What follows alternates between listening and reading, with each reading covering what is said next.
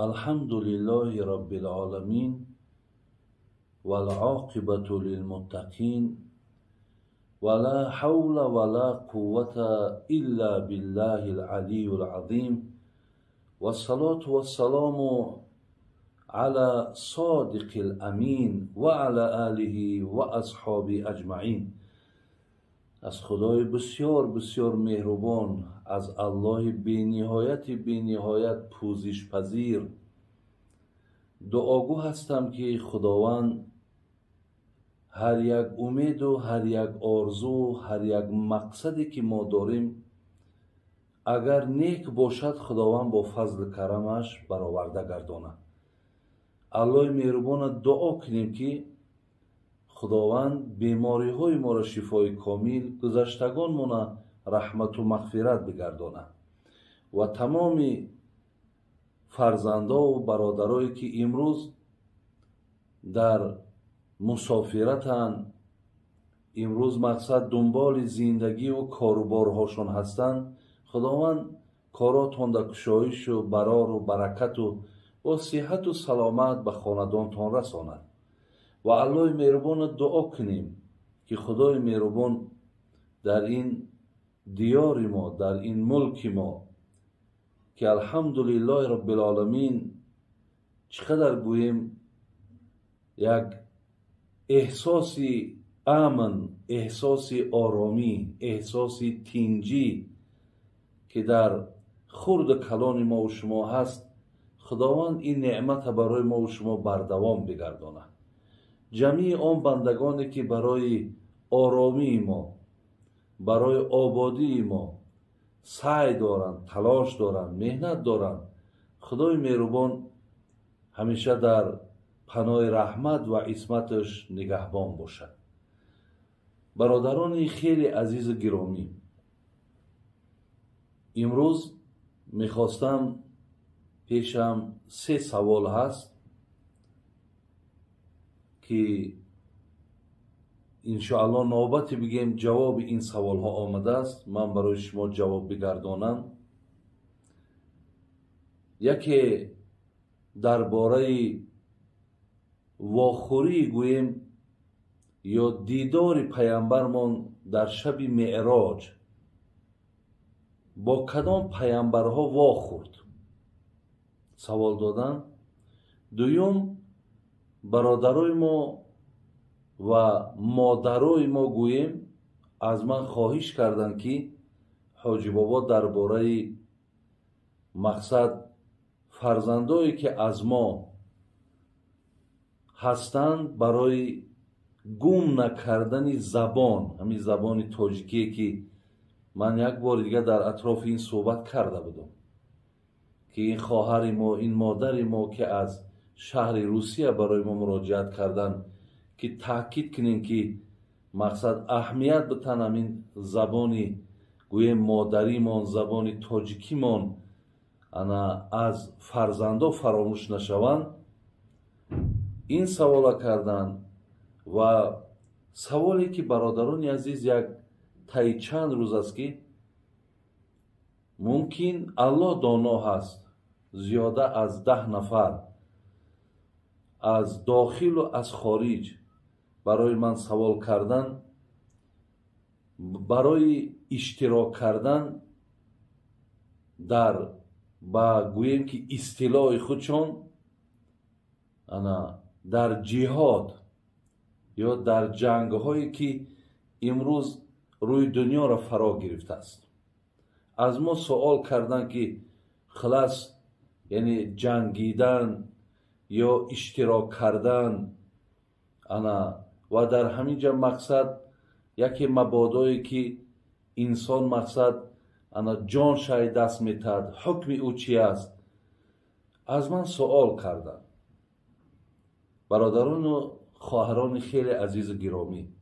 من اول همین سوال برای شما جواب میگردونم، بعد از قفاش این 2 سوالی که قبلا برای من آمده است.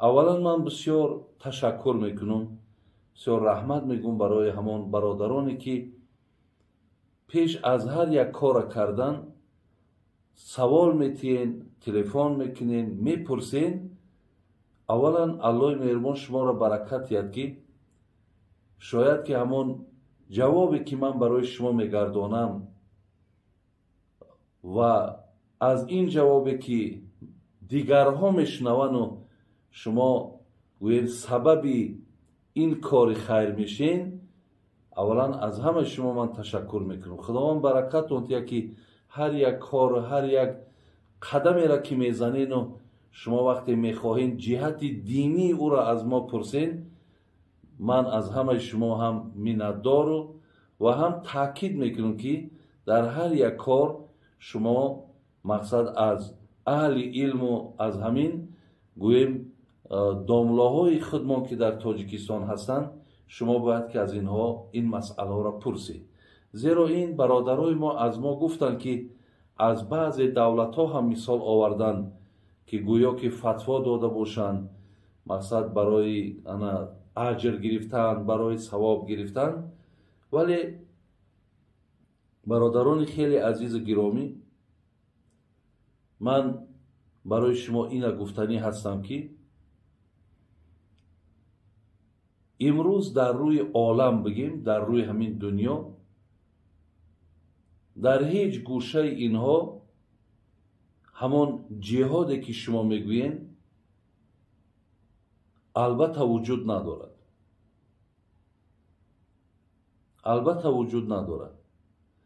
این جهادهایی که به نام اونها را جهاد گذاشتن و مردم مقصد از آیتهای جهاد دلیل و حجت میارن، امروز گویم جهادهای روی دنیای امروزه اینها همه بیزنس شدگی هستند. یعنی به نام دین برادران عزیز، به نام اسلام مردم فریب میکنن. به این خاطر هر یک کاری را که شما میکنین، هر یک مقصدی را که در پیش میگذارین، الله مهربان شما را یک نعمت عقل دادگی. شما انمی نعمت عقل بود که مثال برای تو پرسیدی، اگر نپرسیده باشیم یک اندیشه که یک تفکر که مثال تو با کدام کار رفتیستی، کلی در همونجا مقصد دانش خطا نگاه که تو همه با کدام دانش شد خلاص همه کارت تو برای خودت پیشه میکنی. چرا در همین راه میرد؟ با کدام دلیل، با کدام حجت؟ از این خاطر اگه دنیای امروز برادر عزیز در اکثر گوشه هاش میبینیم ناآرامی است. خدای مهربان دعا کنیم که الله مهربان از این نعمتش، از این نعمت آرامیش ما را دائم خدای مهربان برخوردار کنه.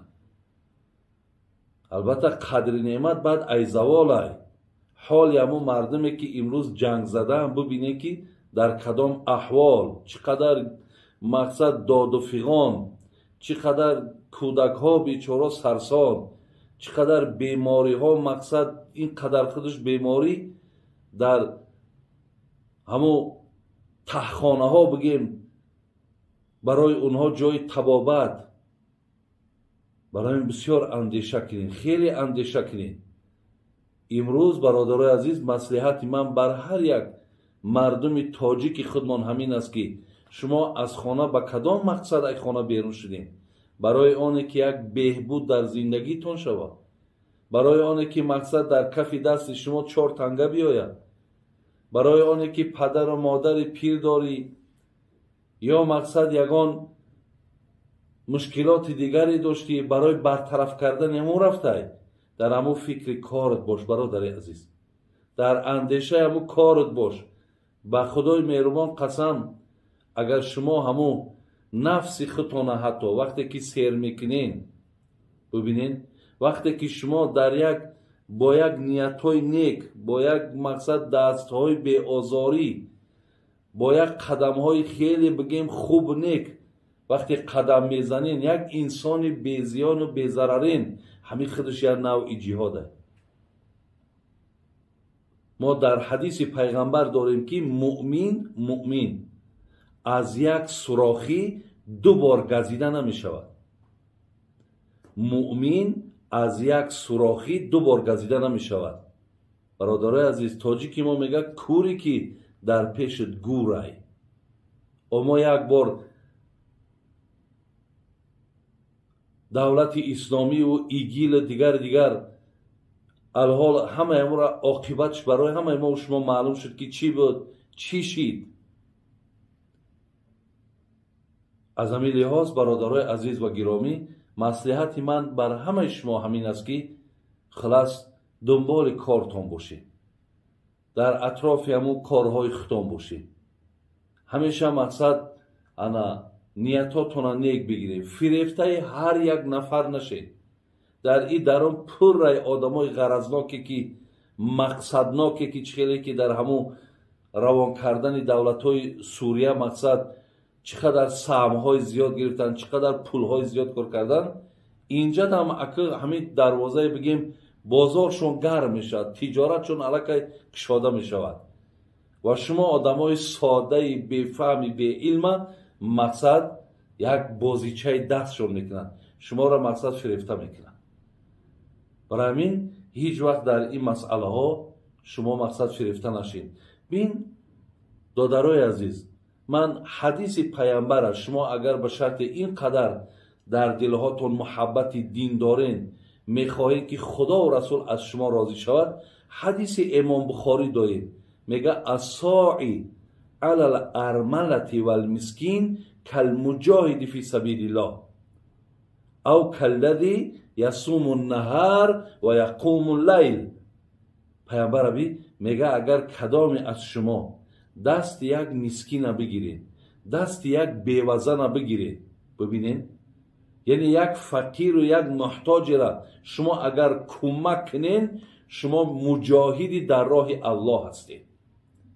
حتی میگه مثل نفری هستین که روزه دارین، شب تا به روز نماز خوان، یعنی ای شب گویا تا روز نماز خواندیستی، روزی دراز روزه دار چند قدر ثواب میگیری. انامین در عوض انامین نیکی میکردگیتون شما همین پاداشی اگر برای تو عنوان مجاهدی در کار باشه، این جهاد. در زمانهای پیامبر ببینین نفری که برای پیامبر چقدر عسکر مهم بود، لیکن وقتی جوان پیش حضرت آمد گفت ارید الجهاد، میخوام قطعی در پهلوت برای مقصد دفاع از دینت کنم. پیامبر من چیش گفت؟ گفت احی و ابواک، پدر و مادرت زنده؟ گفت پدر و مادرم زنده. گفت ففیه ما فجاهد، گفت همین دل پدر مادر طبیعه ببین، همونها را مقصد از حالت غم در حالت شادی بیار، همونها را در یک حالت بیار که دست برداره بگه بچه من از تو راضیم، در حق دعا کنه. گفت همین جهادی در راه الله است. امروز جهادهای ما همینه برادران. امروز به نام جهاد شما را در هر روی دنیا فریب نکنن.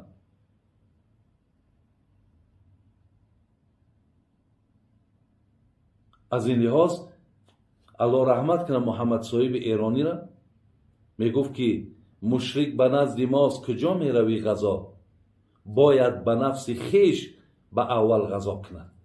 یعنی مشرک در نزد خودت میگه مقصد نفس تای، ولی بین ما جهادی بر علیه نفس داریم، یعنی اصلاح کردن نفس هاتون برادرای عزیز. میگه همون مشرکی را که تو میخوایی نابودش کنی، همون میگه در درون خودت، یعنی نفس خودت، به همین میگه جهاد کن. ببین بهترین جهاد میگه برای تو انا همینه. برای برادرای عزیز، از بسیاری همین در نفس هامون چقدر بغض داریم، کینه داریم، عداوت داریم، غیبت داریم، یکدیگر را میفروشیم. ببینین یکدیگر را چی نقشه های بدی میکشیم، یعنی چقدر ما مقصد بگیم همین خصلت های رذیله زیاد داریم. از همینا اول خودت خلاص کن.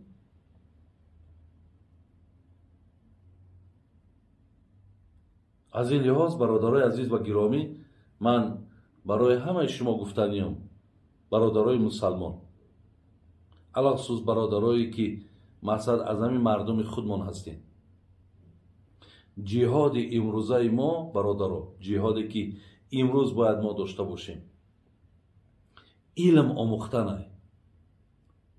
شما بینید در زمانه حضرت عمر، وقتی که حضرت عمر خلیفه مسلمان ها وقتی قحطی آمد، وقتی ناداری آمد، دیگر گفت دست آدمایی که می دزدن که از موافق آیت قرآن او را باید دستش بریده شود، برای خاطری که مال مردم دزدیده، ضرری در مردم آورده، حضرت عمر بریدن دست قطع کرد. او که نبرین دست کسی را تا همین حالت گرسنگی از بین نرود. معناش چیه برادر عزیز؟ معناش چیه که یعنی مسلمان فقط یک دستبری و مسلمان فقط یک نمازخوانی و مسلمان فقط یک مسجد روی نداره. این نشانه او است که برای امروزه ما نفرهای عالم در کاره که مردم مقصد از همه جهت آگاه کنن، مردم از هر یک وضعیت های وزبین امروز بیرون کنن. ما در این خیلی کادرها در کاره. امروز فرزندای ما باید علم آموزن برادرای عزیز.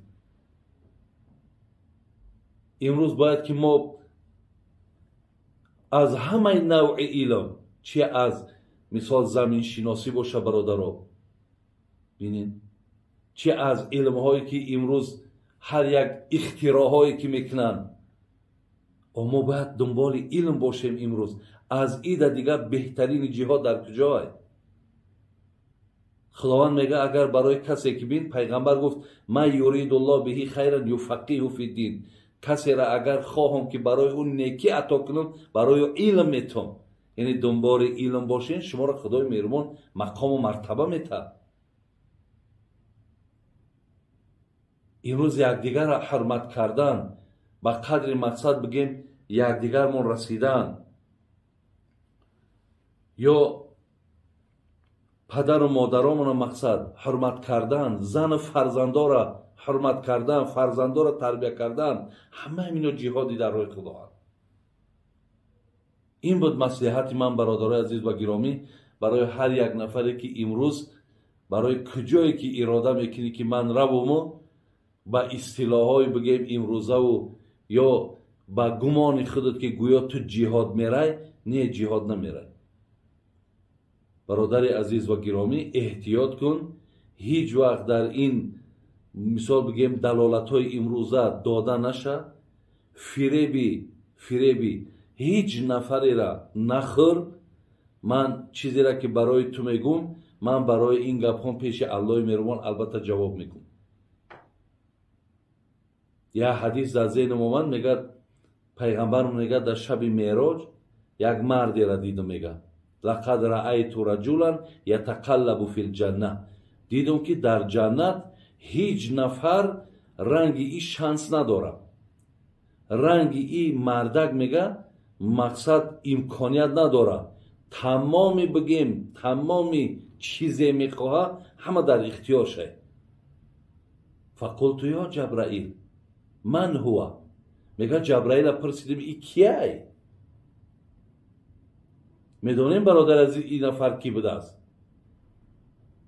این نفر برادر عزیز نفری بوده است که در دنیا یک نوده ای را قطعه بین، مثال در قد راه یک نوده آویزان بوده است که مردم آزار میداده است.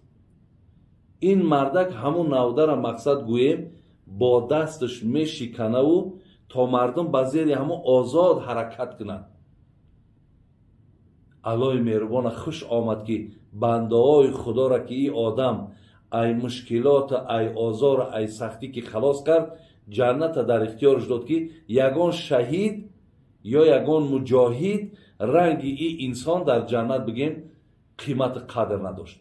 برای همین کاری که این برادرها که در دنیا انسان های بی زیان باشیم، بی ضرر باشیم. برای این پیامبر گفت بهترین شما کسی که ای دست زبانتون کسی آزار نیاورد. این مصلحت من برای هر یک کدام تای برادرها امروز احتیاط کنین. در هر یک جنگ هایی که امروزه هست هیچ وقت دخالت نکنین، نزدیک نشین، دنبال کار و بارتان باشین. خداوند همه شما را در پناه رحمت و عصمتش نگهبان باشه و به درد و به غم باشین. دویم سوالی که برادرای عزیز در نزد من هست، این مسئله همون زبان.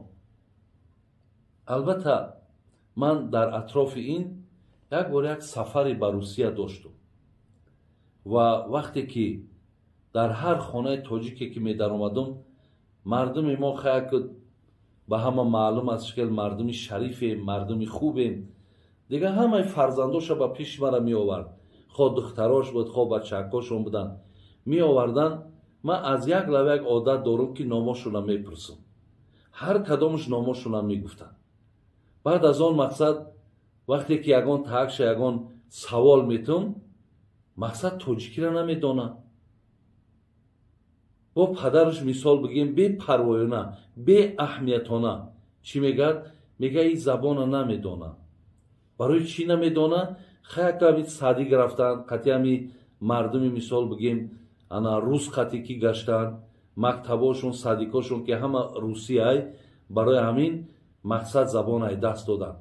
پس تو همین مسئولیت احساس نمیکنی که در همین زبان ای دست دادن فرزندی تو، یا بگیم در همین بدبختی، این بدبختی ای برادر عزیز، در این بدبختی که همون دختر و بچه تو گرفتار شده ای، سبب بدبخت شدن اینها خود تو پدر و مادری که با شما مقصد از زبان روسی مقصد صحبت کردن اونها وقتاتون خوش میشه. ما میلش ما هم طرف داریم. میگن زباندانی جهاندانی، نه تنها زبانی روسی، بگذار 10 زبان بداند. من نفرهای قطعی امروز میشینم تا 7 زبان میدانم، لیکن زبان مادریشونه در مد اول میگذارن که این زبان مادری من، این زبان تاجیکی من. از همین لحاظ شما مقصد در خانه پدر و مادر با اونها با زبان تاجیکی صحبت کنید. شکر الله مهربان اینجا در مقصد با اینا وطن داریم و ملک داریم و محل داریم و با هر یک مقصد همین امکانیت چید یک ماه حتما وقت جدا که 1 ماه 2 ماه بیار در اینجا بین مثال پیش بابا و پیش ماما و پیش خاله و پیش عمه و پیش بچکا و دگانا و همسایا در مقصد اینها را 1 ماه 2 ماه در همینجا بگذار بیستن. همه مقصد چی است؟ همون عرف ها و عادت ها و همین رفت هایی که تاجیکی که داریم، زبانی که داریم، اینها را اینا از دست نتن. باور که پدر و مادرایی که شما در همین کار به اهمیتی میکنید، یعنی نشانه ابلهی شما های مردم بیرون، مردم خارج میان در اینجا مبلغ صرف میکنن و تاجیکی یاد میگیرن. شما یک زبانی بگیم که با خون و با تمام وجود این کودک دور میزنه، شما مقصد ایرا استفاده نمیبرید.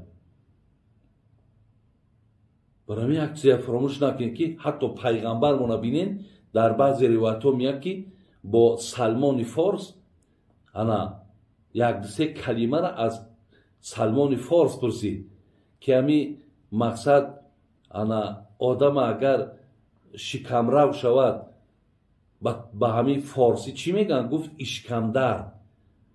حتی پیامبر اشکمدرد میگه با زبان تاجیکی. گفت ببین، گفت همین خوراکی را که ما میپزیم مقصد شوربا را، همین را گفت در شما چی میگن؟ گفت شوربا میگن. میگه پیامبر شوربا گفتن. یعنی چقدر یک لفظ شیرینه که حتی پیامبر هم از همین مثال بر زبانش گفت.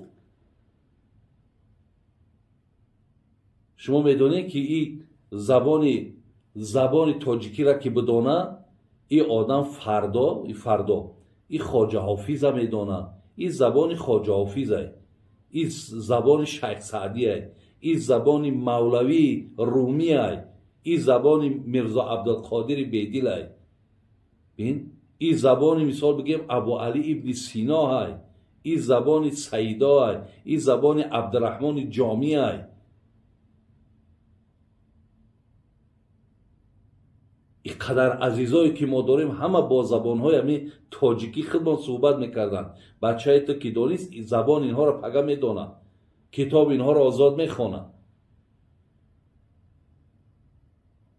برای همین برادرای خیلی عزیز و گرامی، بار دیگر برای شما مراجعت میکنم، حرکت کنین که дар кадом мақсад мактабе мехонад, дар куҷое бошад набошад, шумо дар хона ҳатман забони модаритон қатӣ. ура оварда дар тоҷикистон мақсад ба ҳамаи рафту усулҳое ки мо шумо дорем бо ин мақсад шинос кардан, инҳо яке ай вазифаҳои ҷонии мо шумо ҳастанд. яъне шумо ира вақте ай забон ки дур карден, мақсади шумо чия медонен? медонен ки оянда ира ай ватанш дур карданай. ин модоми тоҷикира ки надонист, тоҷикӣ қатӣ ки ту ира мақсад ҳеҷ вақт суҳбату маслиҳат ки қатиш накардӣ, ай таърихи худмон, ай мардуми худмон қатиш ки суҳбат накардӣ, пага и на парвои тоҷик дора, на парвои тоҷикистон дора. ҳамин ҷам биёй агар як 3-4 рӯз беста дилгир мешава, мегӯяд ман айҷа безорам, мара бигир мисол ҳамун ватан бубар. ҳолон ки намедонад, медонед сабаби дилгириш анами беақли шумо падару модарое ҳастем ки фарзандора ай забону ай ватаншон дур кен. агар ҳар соли иора шумо меоварден 3 моҳ 4 моҳ дар инҷа меистодан, ҳамун соатш ки меомад худошона дигар давида ба инҷа мақсад меомадан. оли имрӯз сабаби наёмадан бо баъзеҳош ман дар Россия будам, ба худо қасам тоҷикистонам мегуфтам дӯст медори ё Россияра, мегӯ Россияра. иллат шуда чияй? иллат дар арамияе ки шумо онҳоро наёварден, ба ин мардум шинос накардед, ай забон дуршон карден, ай ватанам дуршон карден. яъне инҳоро ай ватанам дур мекунен, ай динам дур мекунен, ай ҳама бигем қадасото дур мекунен. сабаби дур шидани ай забони модарӣ анами қадар ҳосил барои шумо мета. оя оянда баъд беҳурмативу беқадрира ҳам дар худтонам албатти ба албат мебинен, забоне ки мақсад замоне ки шумо аз як чизи хеле муҳим инҳоро дур кардагед. худои меҳрубон тавфиқтон тиҳад. он чизе ки ман гуфтам ира хеле аҳамият битен. аллои меҳрубон дар паноҳи раҳматаш нигаҳбонтон бошад. салому алайкум ва раҳматуллоҳи ва баракотуҳ.